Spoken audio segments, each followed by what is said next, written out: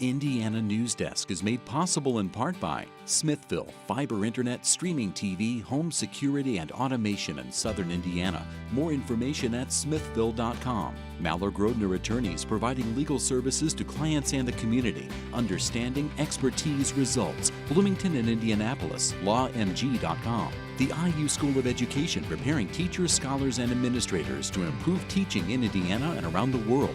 education.indiana.edu. IU Alumni Association connecting IU's network of alumni and sharing the Indiana spirit through scholarships, advocacy, and volunteerism. alumni.iu.edu. IU Center for Rural Engagement extending IU Bloomington resources to improve Hoosier lives in partnership with communities and organizations. rural.indiana.edu. And by WTIU members. Thank you. Coming up on Indiana Newsdesk. It's unclear when widespread mold problems at 2 Indiana University residence halls will be resolved. It's just like, as like a health thing, I just like to take care of my health, so I just feel like it's a better idea just to move out. Ahead, what the university is doing to address the problem and why some students say it still doesn't make them feel safe. Plus, one of the women who alleges that Attorney General Curtis Hill drunkenly groped her and 3 other women will join us on set to talk about the investigation and how she says it's been handled. And in our Inquire Indiana series, a question about train travel in the state. Trains were a vital part of our transportation network because roads didn't amount to anything. It's how most of our ancestors got here, but why is it dwindling and could it ever return to its heyday? Those stories, plus the latest news headlines from across the state, right now on Indiana Newsdesk.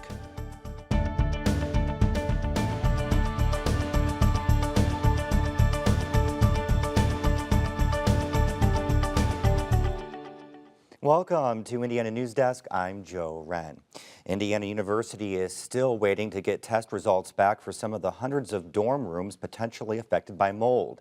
The university has spent more than a month trying to address the problem and says cleaning and testing will continue until all rooms are deemed safe for students to live in. But as Barbara Brozier reports, some students are questioning how the university is handling the problem.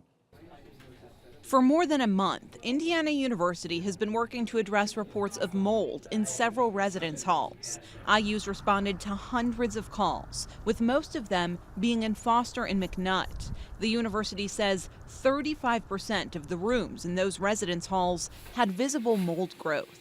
In addition to cleaning them and conducting air tests, the university installed HEPA air purifiers in more than 3,000 rooms. I think they have done a pretty good job. They installed the air filters in every single room, and they had a reimbursement for a lot of the inhabitants of these dorms. Well, they gave us some money, like they gave us a settlement, I think. So that was kind of nice because I just put it in my bank account. There are still 69 students in temporary housing as crews work to resolve the problem. IU is compensating those affected for their medical bills and issued them each $3,000 in bursar credits. But for some students, that's not enough. It's awful. They're awful. I mean, like, they don't answer, and they push you on to like every other person. And I think like if they handled it like more efficiently and they communicated, and they should have hire a lot more people to communicate, that like it would have been a lot better. Several students are part of a class action lawsuit filed against IU that claims the university isn't properly addressing the mold problem and is refusing to preserve evidence documenting how it's handling the remediation process. Court documents also question the method used to determine whether rooms are safe for students to occupy. IU hired a private company to conduct air sampling tests inside the dorm rooms that then post a so-called mold score online, which the university says indicates whether indoor mold levels are within an acceptable range. It says so far, only 4% of dorm rooms have tested at unacceptable levels. But on the actual mold score report, the company states any decisions related to health should be made in consultation with a medical doctor, and nothing in this report is intended to provide medical advice or indicate whether a medical or safety problem exists. The university says the mold score is just one tool used to determine if mold is still an issue. The air sampling is essentially a final step to make sure that all of the work that we've done has taken care of the issue as we felt it needed to be addressed. And then if that doesn't come back in the right level, we know to go back in and look and see if there's more work to be done. IU says it's taking an all-hands-on-deck approach to the mold problem and will ramp up air sampling when students leave for Thanksgiving break next week. In addition to individual rooms, tests will also be done in common areas. Carney says the well-being of students is the university's main priority. We just want people to know that our primary mission is making sure students are here to learn and that they are comfortable enough to do that, and we're going to do what it takes to make sure that that happens. Even with the cleanup effort, some students say they still don't feel safe returning to their rooms. For them, the mold is like a dark cloud hanging over their freshman year. Right now, we're just in the process of actually trying to get out of our housing contract. For Indiana Newsdesk, I'm Barbara Brozier. IU says it's accommodating students who wish to switch dorms as a result of the mold situation. The university spent $27,000 for services at the IU Health Center for affected students and $7,000 reimbursing private medical bills. But IU says it doesn't know how much the mold problems are costing overall. A special prosecutor in October decided not to bring charges of sexual misconduct against Indiana Attorney General Hill. Hill's attorneys say the Republican official is exonerated and absolved. However, the four women he is accused of groping at an Indianapolis bar are taking steps to bring a civil suit against Hill. We're joined now by Samantha Lozano, one of the women who spoke out against Hill, and her attorney, Hannah Joseph. Thank you both for being here today. Appreciate it. You know, I mean, this started back in March. It's November now. Samantha, what's the support been like? I've had a great amount of support, both from my team, my colleagues, and my parents, my family. It's been good. You know, when you decided to come forward with this, were you prepared for all of the media and kind of all the attention that this was going to garner? I was not. It wasn't something anyone can really prepare for, but it's been quite an experience. Going through this process, what maybe disappoints you the most coming through how the state handled this situation?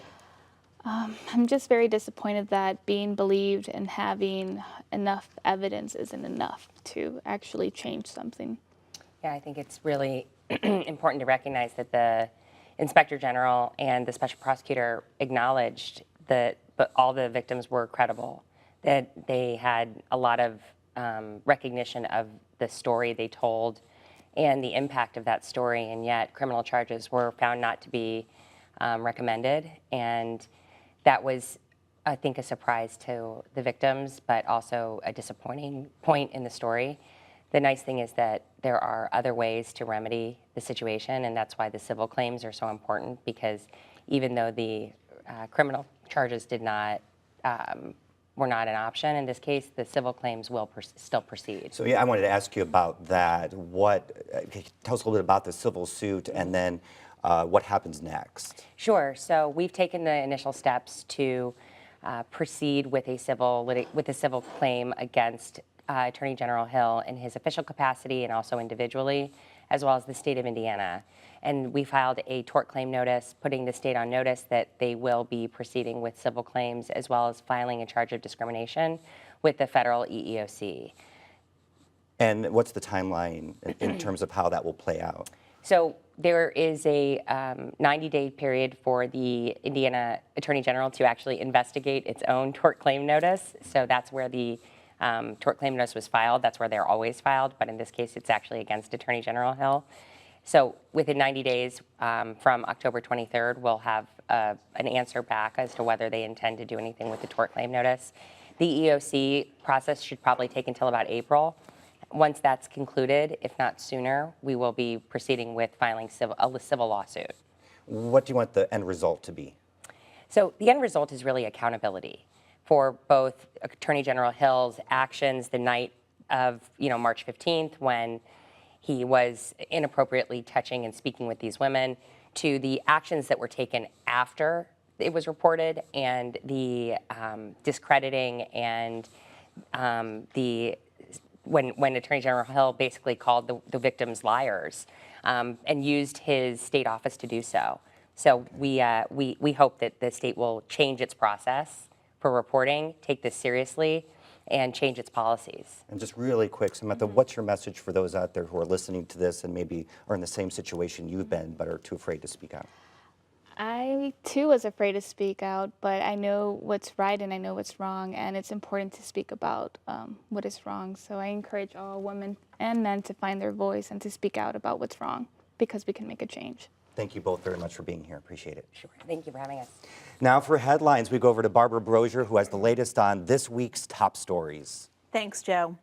The Roncalli High School guidance counselor, who was placed on paid administrative leave after her marriage to a woman became public earlier this year, is suing the Archdiocese of Indianapolis for discrimination. Shelley Fitzgerald says the lawsuit is not for personal gain, but to spark policy reform. It is my mission to simply convince the Catholic Church and Catholic high schools across the U.S. to implement positive and permanent policy changes that affirm the LGBT+ community. Fitzgerald wants the Archdiocese to change its contracts for employees by allowing staff to be in a same-sex marriage, among other new policies. Her lawyer says, David Page says, he thinks the Archdiocese of Indianapolis has selectively enforced the morality clause in its contract. They're clouding themselves in the freedom of religion and the ministerial exception, saying as a Catholic institution, we're entitled to discriminate. We take exception with that. The law in that area is evolving, and we intend to prove that discrimination on any level, especially with respect to this case, is wrong. If the Equal Employment Opportunity Commission approves the claim, which Fitzgerald's lawyers say they expect, the lawsuit can be filed. A judge says the 13-year-old boy responsible for shooting a teacher and classmate at Noblesville West Middle School is showing no remorse for his actions. A judge ruled this week that he will remain in a state juvenile detention center until he turns 18. The boy's attorneys had asked that he be sent to a private treatment facility for shooting teacher Jason Seaman and 13-year-old Ella Whistler. Jason Seaman says he's dissatisfied that prosecutors didn't charge the boy as an adult. The Bloomington City Council rejected plans for a 590-unit housing complex on the city's far east side. The project would have required the city to rezone the proposed site because the plans called for more student housing and less commercial space than allowed. The developers were offering the city and food co-op Blooming Foods nearly $2 million in incentives. We've come up with what we think is a fantastic public benefit that is not only a public benefit, but a huge benefit to our development.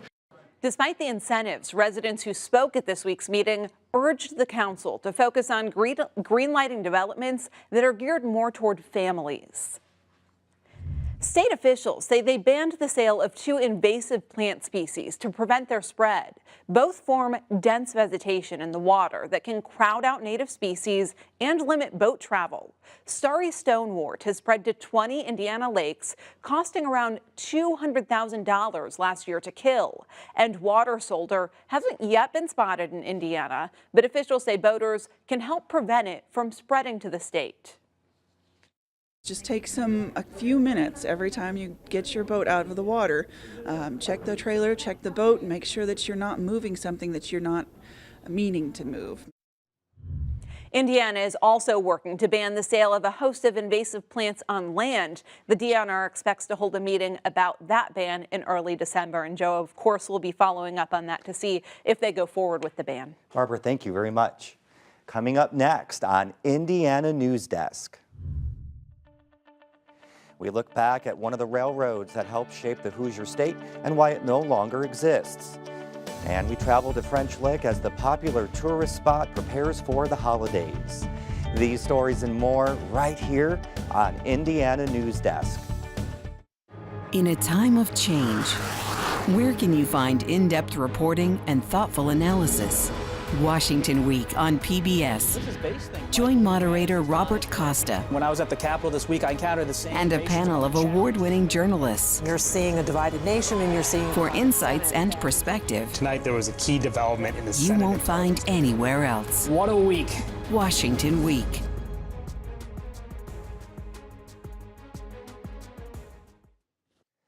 Welcome back to Indiana Newsdesk. Bloomington has reached an agreement with Bird and Lime that will allow the two scooter companies to continue operating in the city.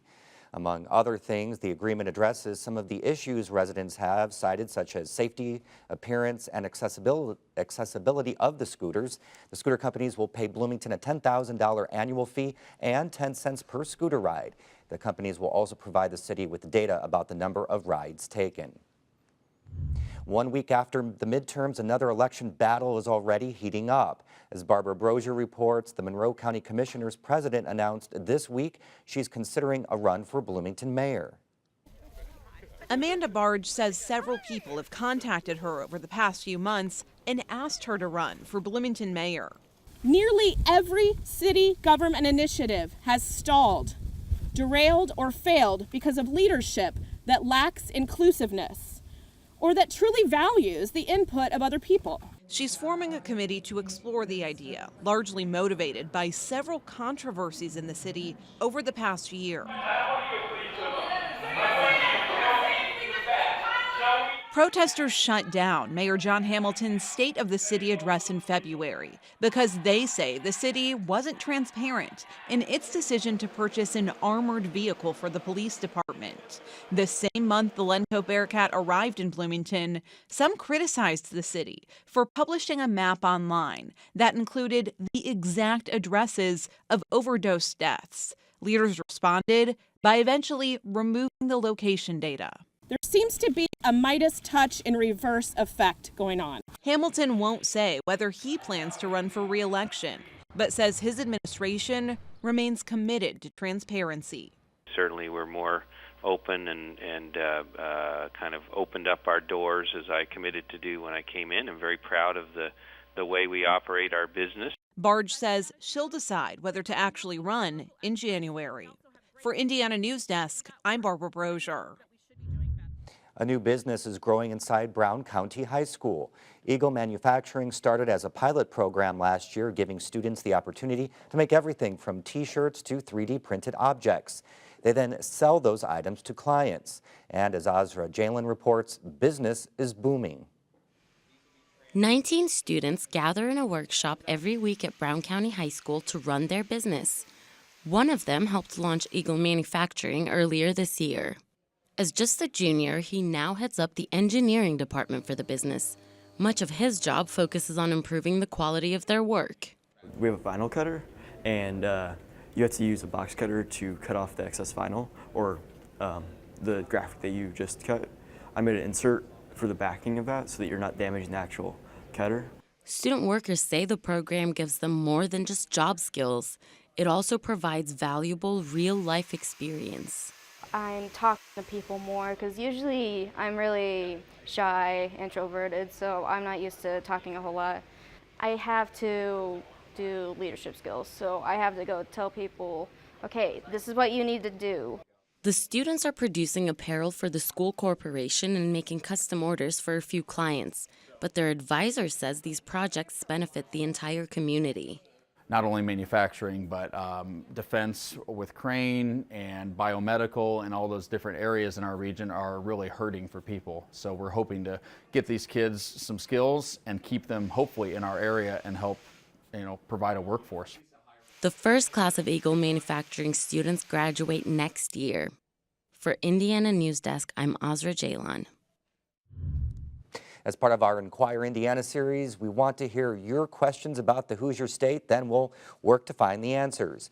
We recently got a question about Indiana's railroads. My colleague Lindsay Wright joins us now. Lindsay, what did you find out? Joe, Indiana has thousands of miles of railroads, and at one time they crisscrossed the state carrying every type of commodity you could imagine, including people. The railroads are credited with bringing a lot of our ancestors to the state in the mid-1800s, but now the heyday of railroads is long behind us. Viewer Scott Shackelford wanted to know what happened.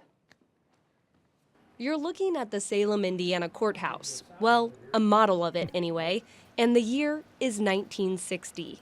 Well, the layout depicts Washington County, Indiana, and the portion that the Monon Railroad ran through in 1960. We're standing in front of Salem. The rail that later became known as the Monon Railroad got its start in Salem in the 1840s. This is what the train depot looks like today, a museum full of Monon artifacts and a model that brings Salem, surrounding communities, and the train itself to life. The Monon was a completely Indiana railroad. It ran the length of the state from New Albany to Michigan City, with departures out of New Albany to go to Louisville and to go to Chicago. The Monon reached Bloomington in 1853, following the route of what's now known as the Beeline Trail. It's where I meet Hoosier native and Bloomington resident Scott Shackelford. I have had the good fortune to live in some wonderful places that actually are pretty well served by public transit, like the Bay Area, like Cambridge in England. And I was also just kind of curious why at this day and age we don't have something like that in Indiana.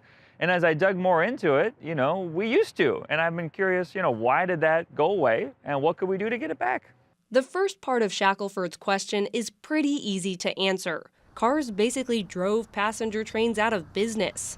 Trains were a vital part of our transportation network because roads didn't amount to anything. Roads were often no more than cow paths. They aren't like they are today. In the 1920s, Indiana had nearly 7,500 miles of railroad tracks. Today, it's about half that number. Large investments have gone toward building and maintaining Indiana's roads. Consider I-69. The estimated cost of the project is in the billions. The Monon stopped transporting passengers in the late 1960s. It doesn't surprise me, unfortunately, too much, but I hope that we're now kind of coming back around full circle to some of the benefits of this system that we lost.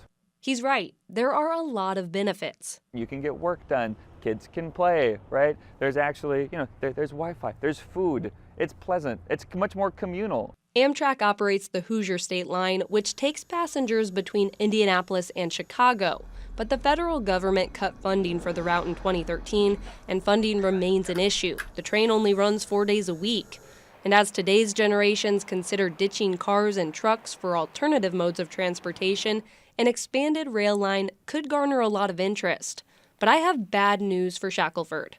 These rail experts say there really aren't any efforts to bring back a passenger train like the once thriving Monon. Campbell says it's not impossible, but... Number one, most of the tracks are disappearing, and not just the cost of rebuilding, the cost of reacquiring right-of-way and then rebuilding couldn't be justified by the ridership. So now, where IU students and Bloomington residents once loaded into passenger cars, we see walkers, bikers, and runners. Shackelford says that's nice too, but he wishes the state would have done more to preserve what he considers an important part of Indiana's heritage. For Indiana Newsdesk, I'm Lindsay Wright. And Joe, there's actually a state law that passed in 2014 that effectively prohibits light rail from being built in the central Indiana area. So that's a huge barrier to something happening. Yeah, very, very interesting. Yeah. Thank you, Lindsay. You're And welcome. that is just the latest story from our Inquire Indiana series, but there's more to come. We want to explore the questions you have about the Hoosier State. You could even be part of the process as we dig deep to find the answers. Just go to WTIU.org/Inquire Indiana and tell us what you want to know. And to kick off the holiday season, Indiana's historic French Lick and West Baden resorts are preparing for their annual Christmas celebration.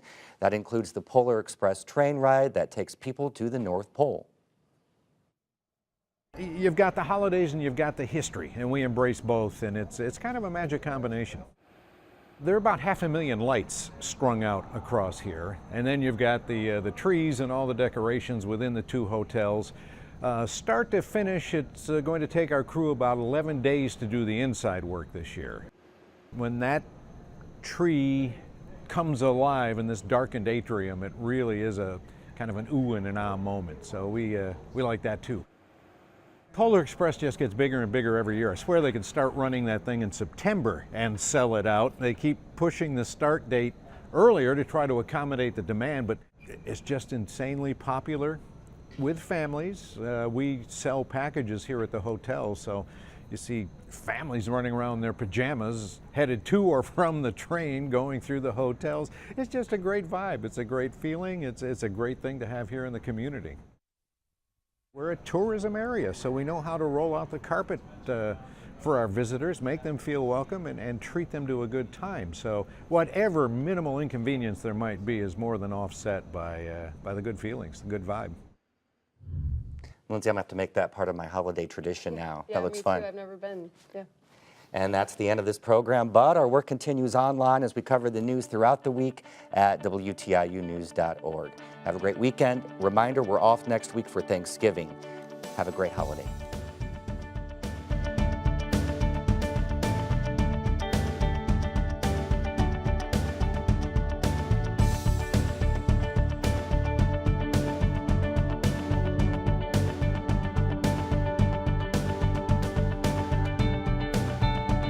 Indiana Newsdesk is made possible in part by Smithville Fiber, the Giga City Company, fiber internet, HD and digital IPTV in Southern Indiana. More information at smithville.com. MALLOR GRODNER Attorneys, providing legal services to clients and the community. Understanding, expertise, results. Bloomington and Indianapolis, lawmg.com. The IU School of Education, preparing teachers, scholars, and administrators to improve teaching in Indiana and around the world. education.indiana.edu. IU Alumni Association, connecting IU's network of alumni and sharing the Indiana spirit through scholarships, advocacy, and volunteerism. alumni.iu.edu. IU Center for Rural Engagement, extending IU Bloomington resources to improve Hoosier lives in partnership with communities and organizations. rural.indiana.edu. And by WTIU members. Thank you.